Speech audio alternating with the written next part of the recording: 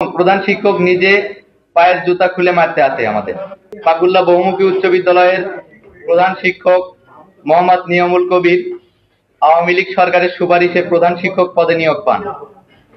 এরপর থেকে আওয়ামী লীগের সহায়তায় দুর্নীতির মহা উৎসবে তিনি মেতে ওঠেন।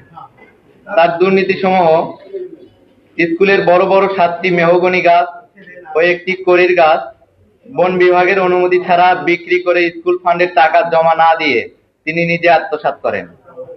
কিছুদিন আগে স্কুল উন্নয়নের জন্য সরকারি বরাদ্দকৃত 5 লক্ষ টাকা আসলেও তার কোনো কাজ না করে সম্পূর্ণ টাকা প্রধান শিক্ষক নিজে আত্মসাৎ করেন।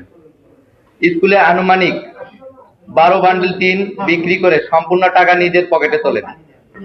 স্কুলের পুরাতন আসবাবপত্র বিক্রি করে তার সম্পূর্ণটাই আত্মসাৎ করেছেন। ভাউচার জালিয়াতি করে লক্ষ লক্ষ টাকা দুর্নীতি করে এবং উক্ত দুর্নীতির বৈধতা দেওয়ার জন্য কয়েকজন সহকারী শিক্ষকের নিকট থেকে জোরপূর্বক ভাউচার স্বাক্ষর নেন। শ্রদ্ধেয় শিক্ষক মন্ডলীর প্রাইভেট পড়িয়ে উপার্জিত অর্থ থেকে শতকরা 10% অর্থ প্রধান শিক্ষক জোরপূর্বক আদায় করেন। খেলাধুলা ও শরীর চর্চার বিষয়ে প্রধান শিক্ষকের সব সময় অসহযোগিতা করেছেন।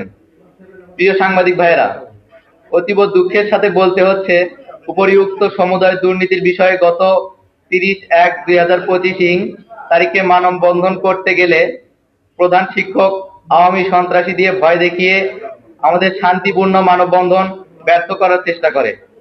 তারই ধারাবাহিকতায় গত 2 ফেব্রুয়ারি তারিখে পুনরায় মানববন্ধন করতে গেলে প্রায় 2 শতাধিক বহিরাগত সন্ত্রাসী দেশীয় অস্ত্র নিয়ে আমাদের ব্যানার ছিনিয়ে নেয় এবং ভয়ভীতি প্রদর্শন করে এবং প্রধান শিক্ষক নিজে পায়ের জুতা খুলে মারতে আসে।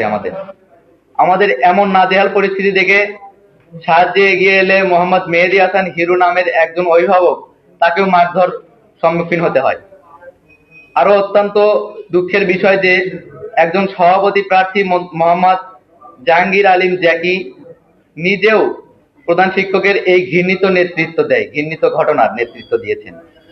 আমাদের দাবি সমূহ অবিলম্বে প্রধান শিক্ষকের সকল দুর্নীতি, স্বেচ্ছাচারিতা, বহিরাগত সন্ত্রাসীদের হামলার সুষ্ঠু তদন্ত সাপেক্ষে আইনানুগ ব্যবস্থা নেওয়ার জন্য মাননীয় জেলা প্রশাসক মহোদয়, পুলিশ সুপার মহোদয় ও জেলা শিক্ষা অফিসার মহোদয়কে সবিনয় অনুরোধ জানাচ্ছি।